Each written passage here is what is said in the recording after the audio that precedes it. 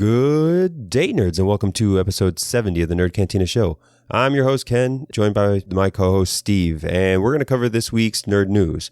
Unfortunately, we still have to talk a little bit about coronavirus here, but I promise it's not fully centered on that. We're going to talk about the impacts of the virus on the entertainment side of the house, and then we're going to move over into tech news with some PC gamers getting called to action to support the virus. And then we'll talk about Tesla making its 1 millionth car, some recent comments from Elon. We also have a big failure from SpaceX failing to launch this week. And then we'll move into the Jedi contract that was awarded to Microsoft months ago that's getting revisited by the Pentagon. Bill Gates leaves the board of Microsoft and Berkshire Hathaway. And then we'll talk about some potential threats with some commonly used VPN services. So a lot to get to this week. Let's get started. Calling back all nerds. Nerds!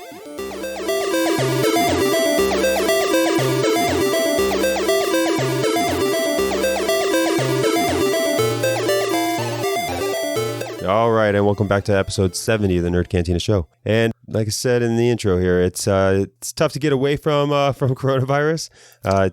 Everybody should be somewhat social distancing is the word. Or the term being used here. That's the Sesame Street phrase of the day. Yeah. And, we were talking before recording that, man, it'd be nice to have a place that isn't focused on coronavirus. But the truth is if you don't talk about it, there is no news. There's nothing in the world right now that isn't affected by the virus. Yeah, there's a funny video going around of men watching sports during the coronavirus. Have you seen that video? I've seen a couple. I think there's a bunch of them out there. Yeah, it's just like guys watching bowling going ape shit, guys watching chess matches going ape shit, because there's literally, man, that half the world is just shut down. This thing's getting a little out of hand. Yeah, so we'll try to avoid a lot of our speculation on where the virus is, and we'll just talk about the effects that it's had on some of the industries that affect our nerd community as a whole. And we can do that by starting with really the movie industry. What we started to see last week was the delayed release of a lot of movies. We talked about it last week, Bond getting released. And even last week we were surprised that there were other ones that weren't being delayed, like Mulan and these movies that were going to really heavily rely on international markets. And then a couple of days later, after we recorded, we get the official delay of Mulan, New Mutants, most of Disney movies. Yeah, Quiet Place 2. We see that the list is too extensive to necessarily to go over, because it's just about every major movie that was releasing in the month of March and April has already been delayed.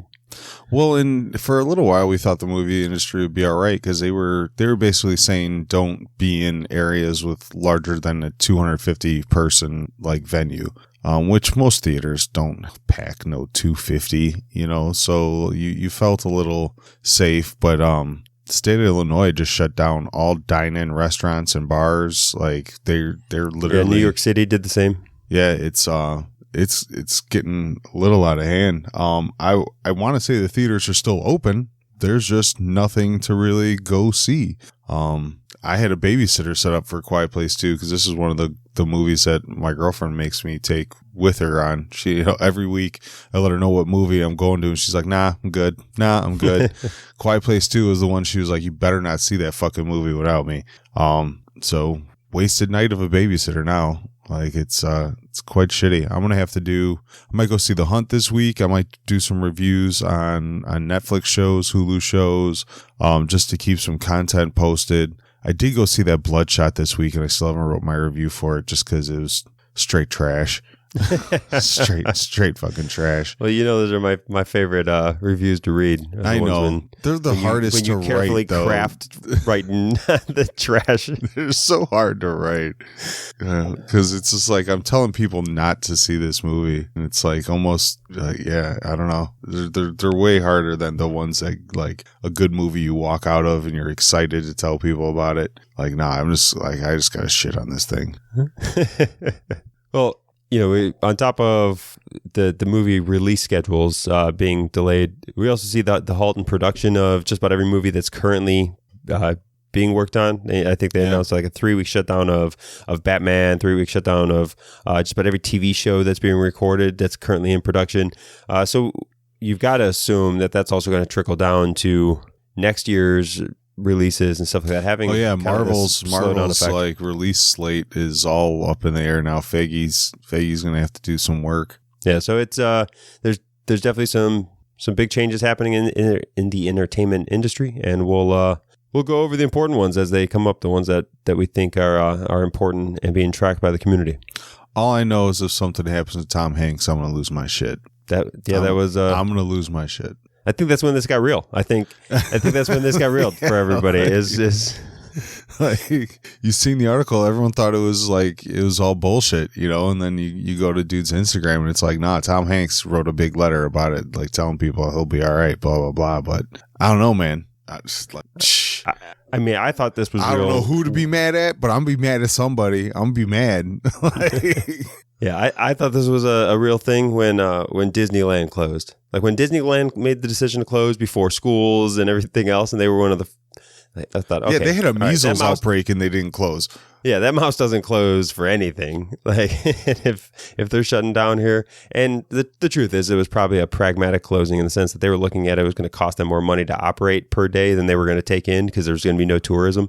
And they sure as hell don't stay open for local season pass holders like me. So I think right now they're just taking advantage maybe to rent it out to the uber rich. Like, hey, you ever wanted to have a 30-person birthday party where you just own Disney World? Now's the time to book it. Like, we'll let 30 celebrity kids run amok in this motherfucker. Yeah, so I don't know. That's that's pretty much all we have for the entertainment side. We'll sit back and wait and see what the ripple effects. Yeah, they don't even have any like future release dates for any of these movies they postponed either. It's all indefinite. Which is really weird too. No 2-month push, 3-month push. It's like we're gonna sit on these. I'm waiting to see like how many people had screeners because the bootleg man might make a come up. Right now, like all these movies, they're done. They're in the tin. They're ready to go up. And man, you got like I've worked downtown Chicago for a long time. That bootleg man was always on his shit. So someone might see Bond in the next week or two. Like you motherfuckers with fire sticks about to be coming up. I mean, you also see that they upped the release of Frozen 2 to Disney Plus. Like they're, Rise of Skywalker, they released a little early for the digital download. They know motherfuckers gonna be sitting at home, need someone to watch. Yeah, so I mean, I guess it's time to get caught up on some shows that you wanted to see. If you're forced at home, as many industries are shutting down and people are being forced at home. Maybe that's what I'll do tonight or this week. Steve's quarantine list. Yeah, you should do it. What have you missed? There's shows out there. I've always got a list of things. Problem is I'm not shut down at work yet, so I need this thing to get me a paid vacation or something. Yeah, I still am on the grind. Yeah, I guess let's step into some tech news, which there's still a fair amount going on in the tech world. And first one, we'll go with the closest that's coronavirus related, and that's that Nvidia specifically put out a call to gaming PCs to go ahead and support fighting the coronavirus. And this is an interesting company, an interesting story that really has been off my radar. I've never paid attention to it, but it has been in effect. So there's a company called Folding at Home, and Folding at Home is it allows unused processor power, GPU and CPU power from various computers across the world. If you sign up for Folding at Home, when you're not using your computer, you're essentially lending your processing power to researchers. Folding at Home has been around since 2000. So this company itself started in 2000 when processing power was pretty low and researchers needed access to more computers. And instead of building their own supercomputers, Folding at Home came up with this system. Yeah, the article said that you used to be able to do it with your PS3. So you used to be able to do it. Yeah, and like I said, it's been around since 2000. So they've attempted to use it in a lot of different ways of just getting hundreds of thousands of computers fighting cancer and doing it's purely based on medical research, and they loan out processing space or processing time to various researchers as this nonprofit company folding at home. So it's really a cool concept. And right now they're asking specifically for PC gamers, gaming PC owners, to sign up for folding at home, as the graphics processing, the GPUs on gaming computers is specifically really what is most needed right now, as they're looking to better understand the virus, to come up with a kind of antibody system.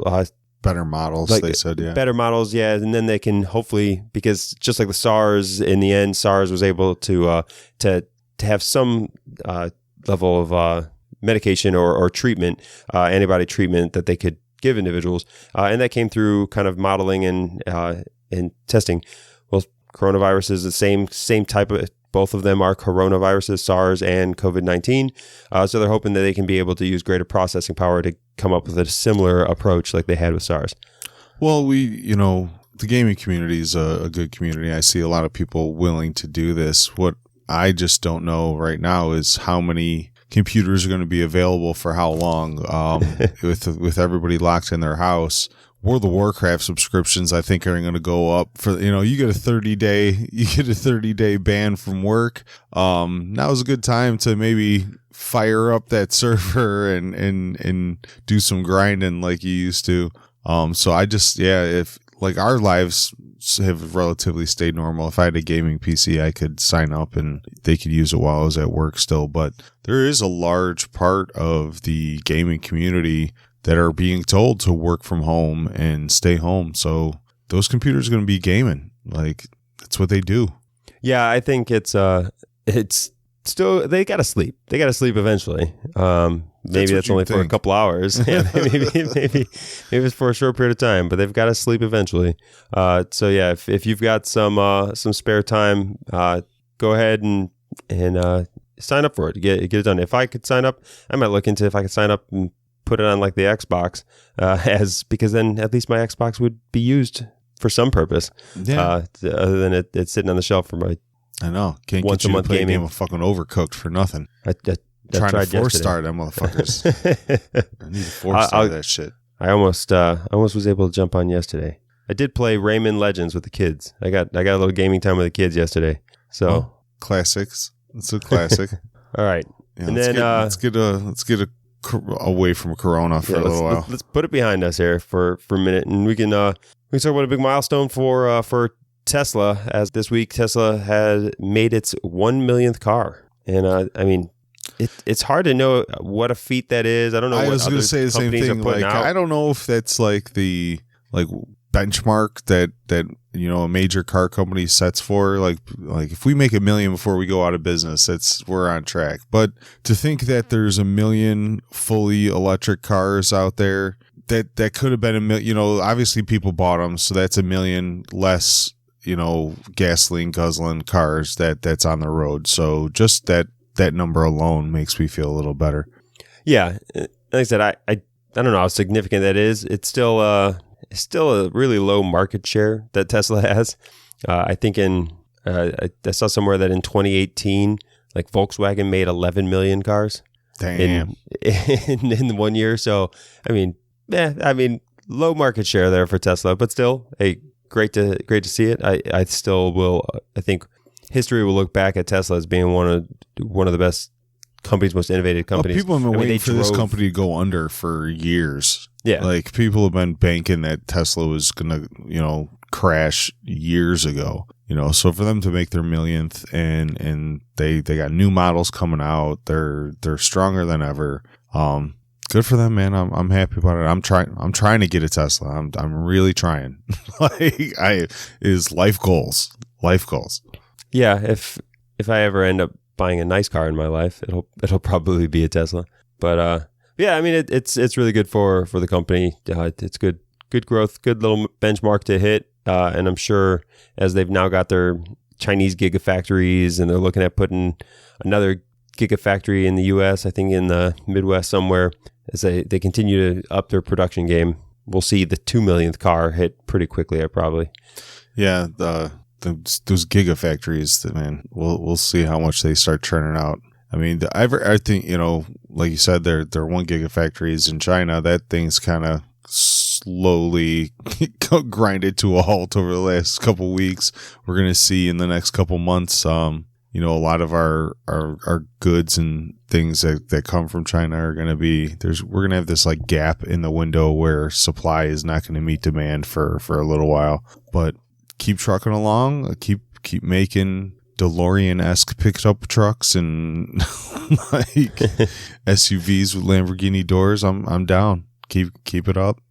All right, and then while we're talking about Tesla, we can talk about Elon for a minute. And Elon hit the news as he oftentimes does with just random quotes that he gets caught by, and this one's always entertaining as Elon continues to. At this point in time, it's like more some than doubling really down. Weird, it's like SNL Deep Thoughts, like instead of Deep Thoughts with Jack Candy, it's Deep Thoughts with Elon Musk. Yeah, and Elon, he continues to, I guess, shit on the college environment, and states this week that college is not for learning; it's really just for the experience. But you don't go to college to learn stuff. It's not why you don't need college to learn stuff. You go to college just to. He described college as just a bunch of annoying homework assignments, and it's about the experience that you get, the fun, and what you is a coming of age thing. I dropped out of college. That's what college was for me. It was a pause on the real world. It was like a kind of window of life where it was an adult test run. and I quickly learned I failed that real fast, then got thrown into the real world, and it was take 2. And I've been hit the ground running ever since. But yeah, a lot of what he states is, it all depends on the type of person you are. But I think for the majority of people, the learning to fun ratio is not even, it's not where it should be. Yeah, and he's consistently been somebody who just believes that the people that he's looking for specifically, and in his companies, whether it's Tesla, SpaceX, or whatever it happens to be, is he's looking for people. He'd rather see somebody that dropped out of college and try to start up and try to go do something on their own. He'd prefer to see that level of experience, or somebody who dropped out of college and stopped taking, history classes and foreign languages and just got laser focused on coding and actually put it into practical use. We both listened to a few dad podcasts, and in one of the Dad's Edge that I listened to was a guy talking about the future of college and how, when your kids, our kids in 15 years, college is going to be so watered down. You're going to apply for a job. You're going to have a stack of 100 resumes. And in that stack of 100 resumes, everybody's going to have relatively the same degrees with the same learning capacity. There's going to be nothing to separate you from that resume pile. And what they stated in that podcast is that if you're going to take $50,000 that you saved up or $50,000 in loans and give them to your kid, why give it to them to go to college where they're just going to kind of fall into that stack when you could give them $50,000 and they can start a charity, they could start a business, they can do a number of things in entrepreneurship with that money. And even if they fail, they're going to learn more in failing business in 2 years than they would have in 4 years of business school at some major university. And when you go to apply for that job, if you got a stack of 100 kids that all have the same degree with no life experience, and then you got a small stack on the side with kids with no degrees, but actually went out in the world and tried to do some shit and gained a bunch of life experience, who are you going to hire? As a person that hires somebody, I'm going to take the people with life experience. Yeah, and I mean, I think that's really where Elon looks specifically, and I tend to agree. I don't have any strong desire to push my kids to make sure that college is where they go and what they do. It's an option. I'm never going to not say it's an option. There are still careers where you're going to have that degree. You want to be a doctor? You got to have a degree. You got to go. You want to be a lawyer? You got to have a degree. You got to go. But there are a lot of majors and a lot of careers that people have always pushed college on, that if you just go off into the real world at 18, get some life experience, by the time you're 21, you're going to have a better tool set to go into some of these careers than people that were in college. Yeah, and especially in the world of tech. If you want to go work for Tesla or many of these tech companies, you don't necessarily need the computer science degree. But if on your resume you've got multiple apps that you've created and multiple like real life actual usable programs or whatever you've done in your field, that's going to speak volumes more than the fact that you've got a degree. So he's been pretty consistent about that, and he's doubled down on it again this week. Yeah, everyone makes him seem like he's like some kind of asshole by saying this stuff, but when you really like logically take the initial shock of someone saying college is almost worthless and you just take that shock away and you start to think about it and you have these discussions, you'd learn that he's got a point. All right, well, and we can move over to another one of his companies before we get off of Elon's side of the tech house here. And we can talk about real SpaceX. We've got some news on SpaceX with this just goes to show how crazy Elon is in his approach towards SpaceX and how aggressive he is he's made the comment this last week about their steel that they're using, and essentially saying that the steel that they're using is the same steel that's been in use since beginning spaceships in the 60s, and he made the mention that it's about time that new steel is developed and tested and put on spaceships. So he said in the next month they're going to start rolling out new steel, and that is such a wild statement that something has been in existence for, or we're looking at 60 years in space travel. And then he just makes the decision that, it's about time we change it. So we'll have new steel in 30 days. I love that mindset, though. Like, just because it worked then doesn't mean we can't make something better. I mean, really, like, what do we use in life that hasn't, like, evolved in that kind of like time span, like other than like the spoon?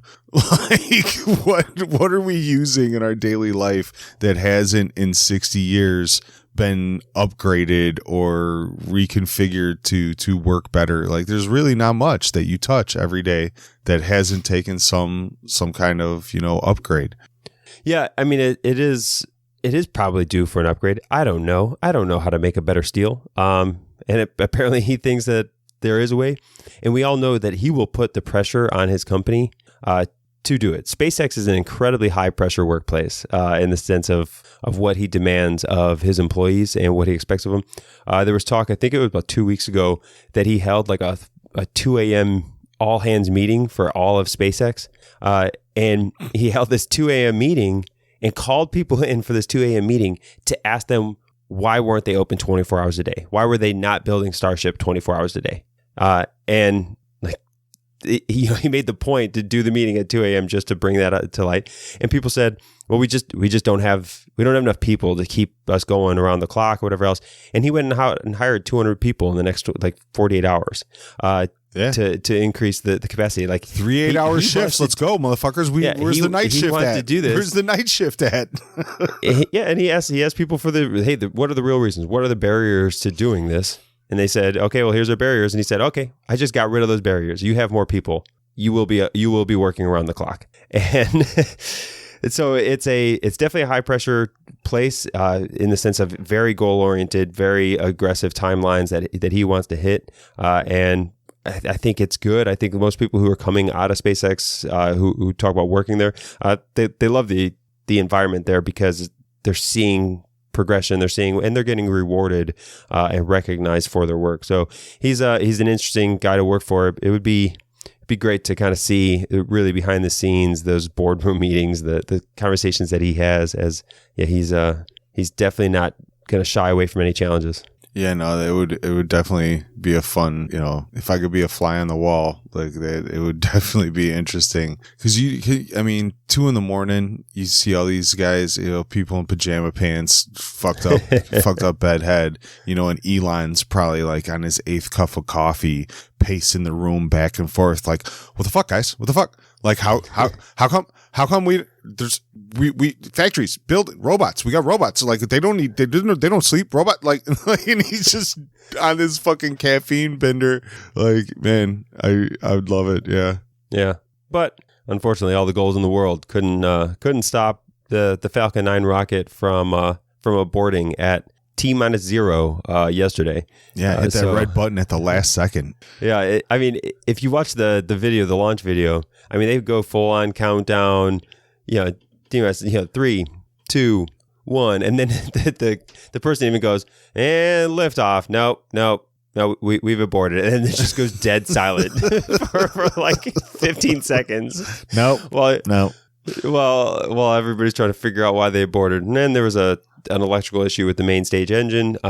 There was probably a chance that they could have just made a quick fix and gotten it going, but Air Force, they missed their time window to launch. Air Force, and they couldn't let them launch at a different time, so now they're trying to reschedule it. So 60 Starlink satellites didn't make it into orbit yesterday, so that Starlink internet might be delayed a little longer than the 2020 goals of having full U.S. coverage.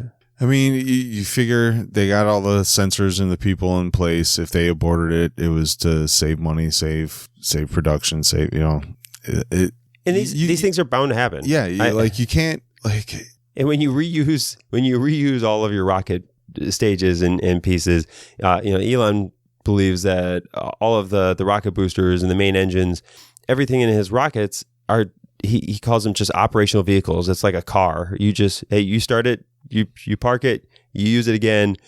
He believes that the engines are to where they can essentially come back and be reused within an hour and launched again. Like they are operational vehicles. That's insane. So when you have that mindset and you're reusing these rockets, you're going to run into operational vehicle problems, which is going to be minor glitches, wear and tear, things that are going to happen that are going to delay launches. And I think he's accepted that as a way forward. Yeah, we expect our rocket scientists to be like infallible. Like they do these crazy calculations all the time. They land rockets on a dime and shit. So we just expect everything to always go right. And shit happens, man. Like even a rocket scientist. All right, well, let's get out of Elon talk here, and we can go over a topic that we talked about before, and I think we talked about it twice already. So we talked about it back when Microsoft was awarded the original contract. So we're talking about the JEDI contract, which I don't remember what the acronym stands for. I don't even think in the DoD they know what the acronym stands for. This is one of those definite I'm surprised cases the where mouse ain't sued them for it either. Yeah, this is one of those examples where they came up with the acronym they wanted. Some nerd in the room was like, "What if we called this thing JEDI?" All right, awesome. Just fill in the letters, make it make sense. And we'll go with the JEDI. So we've got the JEDI project here, and which is the cloud DoD cloud computing cloud storage system that was awarded to Microsoft. Amazon got really upset about it because it looked like it was going to Amazon, and then the president made some tweets about essentially looking at this contract that might be getting awarded to Amazon. There's no love between Jeff Bezos and President Trump. And then all of a sudden it gets awarded to Microsoft. And ever since, Amazon has been suing to have this looked at. And they are not taking the contract away from Microsoft, but the DoD has announced that they are going to, for 4 months, investigate the contracting process and procedures and ensure that it was properly awarded to Microsoft. Yeah, we have no real knowing of how this goes down or why it happens. We're not privy to that kinds of information in these meetings.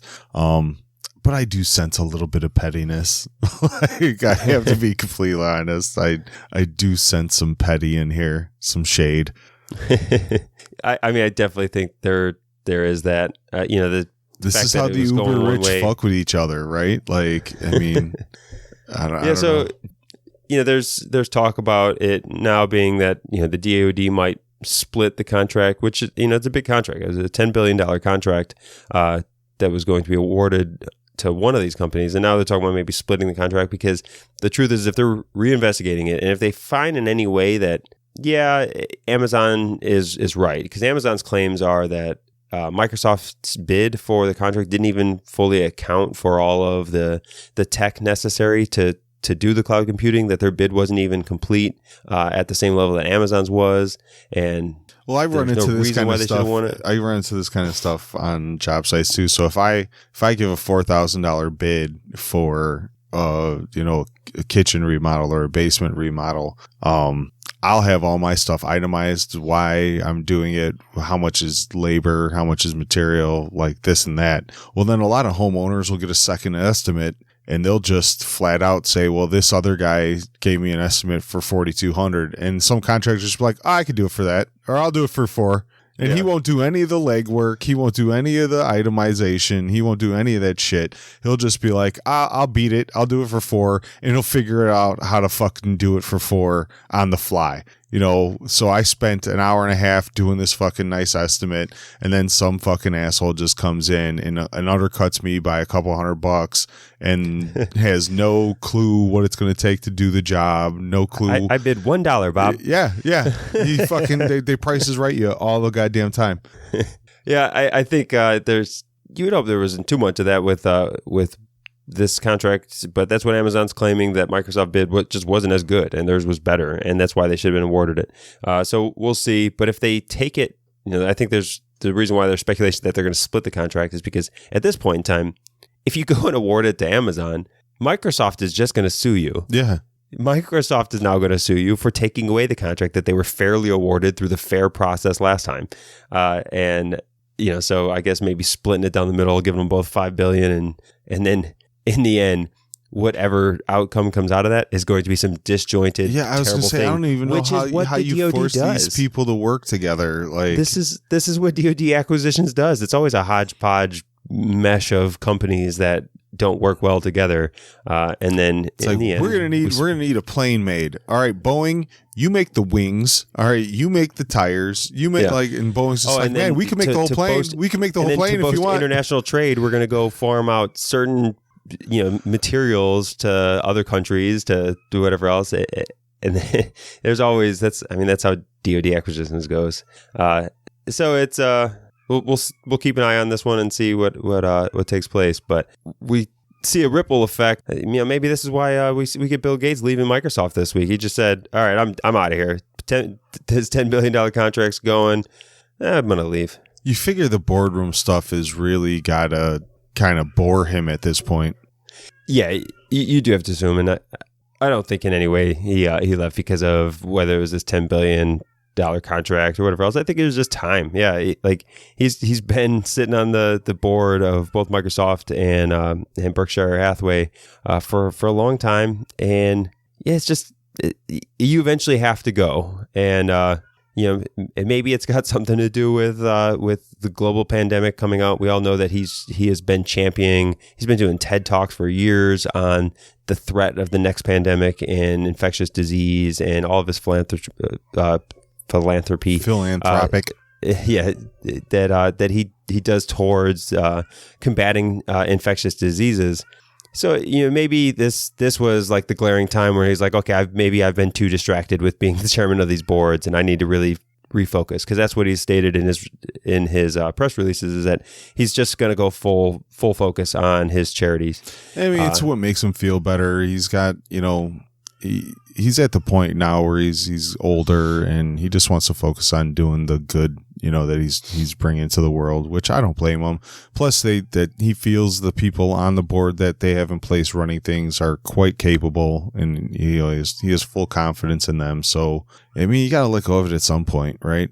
Yeah, I think so, and I think this is probably it's as good a time as any. You might as well get out before the next recession and everything else that's taking place. Let somebody else lead the charge on the rebuilding of everything that's kind of being affected by the recent events here. Yeah, good for him. I hope he does some more good. He's building the amount of money he is spending on his charitable endeavors is mind-boggling. Yeah. All right, and then really our last major topic here is we've got an article coming out of Gizmodo about that there's at least 20 VPN and ad blocking apps, cell phone apps, that were monitoring the users' phones, users' data, completely tracking and essentially selling data for the users, which you think that you get these ad blockers and VPNs to protect, to be anonymous on the internet, so that way you're not being capitalized on and being tracked. And then there it is that the VPN servers or ad blockers were doing just that. Yeah, it's messed up, and it's starting to get to the point. Who do you trust? Like, how do you vet the people that the digital security that you let into your lives and things like that? It's getting really scary out there. And it almost feels harmless. It's like, well, okay, well, they tracked my phone, like blah, blah, blah. But as we stated last week, phone tracking can have some adverse effects on your life if you're at the wrong place at the wrong time. Yeah. And if, we talked about this during our show with Bill Clay on network security and our Cantina conversation we had. If you haven't listened to it, it's still relevant and a good interview with a white hat hacker. And you can find that at thenerdcantina.com/show47. And that'll take you over to that Cantina conversation. We even asked Bill, where I think we both thought we were going to get a recommendation on using VPNs, and we asked him about, hey, how do we protect ourselves? What's a good VPN out there? And he just flat out said, VPNs they're really not what you're looking for if you're looking for network security.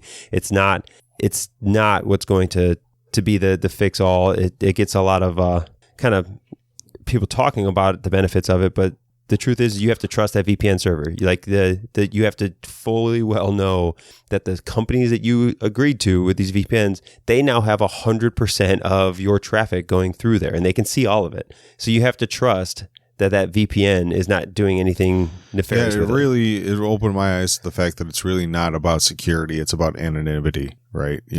So if you're just looking to block your IP address, VPNs are good. But like you said, you're opening yourself up to somebody that you don't really know much about. Yeah, and many of these VPNs are based out of foreign countries that we don't know what their regulatory bodies are and what's happening to all of that data that we're putting through that tunnel, that VPN tunnel into whatever country.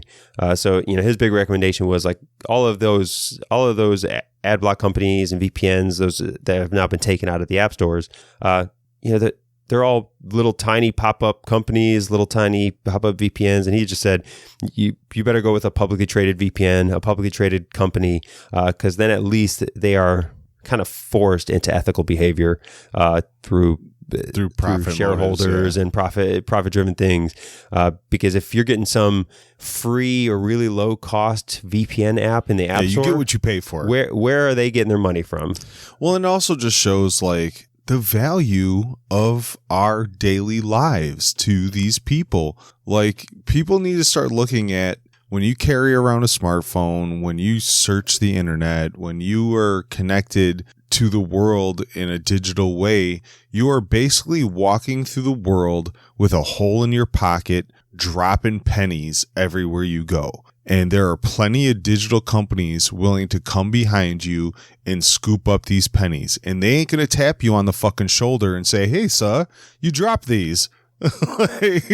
Here's your share of the profits from me coming behind you and scooping up all these pennies. Like, no, they pocket them, they sell that data, they use it however they use it. It's highly valuable, and we just continue to walk the world with these giant fucking holes in our pockets, dropping fucking pennies everywhere. Yeah, so I mean, but we see this with everything in the tech industry, and yeah, I know. I don't know. I want my goddamn pennies. That's what I'm saying, man. I want my fucking pennies. I can't patch the hole in my pocket. There's no way for me to fucking patch the hole in my pocket. So, dude, picking up the pennies, just give me a percentage. Just give me a percentage. Just don't have pockets anymore. Yeah. No internet. Yeah, no Go internet. off the grid. Go straight fucking Unabomber. Buy a goddamn cabin. If you don't want people to make money off of you on the internet, then just don't exist on the internet. That's your only option. Yeah, just don't exist. Like, it's not a feasible, like, you can't do it. You can't do it, man. I'm sorry. Especially as now, like, anywhere you go shop is got you on camera checking out your eyeballs and shit. Like, there's nothing you can do where you're not going to leave a digital footprint anymore. So just instead of making me alter my goddamn life to fucking 1974, like, just give me my fucking pennies, bro. Like just give me my pennies. Well, I mean, we've talked about it in the past, and there hasn't been any recent legislation or anything that we've seen, but we did see, California make a first attempt really at least making companies more transparent towards what they're doing with the data and allowing us the opportunity to opt out if we don't want them to share our data with other companies. It's still a difficult thing to do, and you have to be a California resident to do that right now. Hopefully the federal government at some point in time makes this a priority, but a priority to the federal government means generally about a 15-year legislation cycle. Yeah, and, as our voting booths here in Illinois open up tomorrow, maybe voting someone under the age of 65 in might help this fucking scenario. I don't know. We could try that again 4 years from now. It's just a constant theme. We look to people that are 3 generations above us that still talk about fucking gramophones and expect them to regulate our tech in ways that benefit us. It just blows my fucking mind. Like, and as a Gen Xer, I'm just patiently waiting for someone that grew up with a fucking computer lab in school actually has a chance to fucking run this country. Yeah, I mean, definitely not happening in 2020. No. I mean, the coronavirus could just wipe the whole board and we can start fresh for all we fucking know. I hope not. Let's not get. I'm not going to get down the. I'm not taking your bait, sir. I'm not going back on coronavirus. Just saying. I'm not going back on that talk. We might get a hard reset in our entire government if this thing goes bad. All right, but I don't know. I mean, this is a shorter than usual episode here, mostly because there's nothing in the entertainment world really to talk about, and but there's still a lot going on in the tech world. We will keep putting out some content here. We've got some more things still rolling out from C2E2. If you didn't get a chance to listen to the Cantina conversation that we released last week with the head of the esports division for DePaul University, it was a good peek behind really what some major colleges are thinking about and what they're doing towards driving and including esports as a part of really the recruiting efforts and esports competitions. Yeah, it was a fun interview. It opened my eyes up to a lot of things and makes me a little hopeful. It's for the future of esports. It really does. And then we've got several different interviews from the book reviewer that we're going to put out here soon. So maybe that goes into your quarantine list. Maybe some of you you either book nerds or you barely literate people who just haven't found time to read. Maybe there'll be a couple recommendations, books that you might want to pick up as we'll release here soon. Those interviews between those authors and our book reviewer Megan. Yeah, no, all these motherfuckers are just going to sit at home and binge some shitty reality TV show and accomplish nothing. Yeah, just watch Devs. That's all. I can't wait for the next episode. That fucking show, man. That show it's so good. Wednesday at 11. Yeah. That's when I watch it as soon as it pops. So with that, thanks for listening, folks. As always, you can go to www.thenerdcantina.com/community to join our group. A lot of liveliness still going on in there with everybody quarantined. There is no shortage of Corona memes in that group. Yeah, and just as always, we'll ask that you, if you haven't subscribed on your podcast player of choice, and even ones that you don't use, just hit subscribe everywhere you see it. Yeah, just pound it. And support us. Let us get the message out that we're here talking over these topics that are important to all of us. Yeah, and I actually spent a good amount of hours updating the YouTube channel. So everything is now up to date minus the esports interview that Ken needs to send me. So our show is current to YouTube. So if you're more of a YouTuber and like to put it on the TV and listen to that, you go ahead and do it that way too. All right. Well, nerds, we'll talk to you again next week. See ya.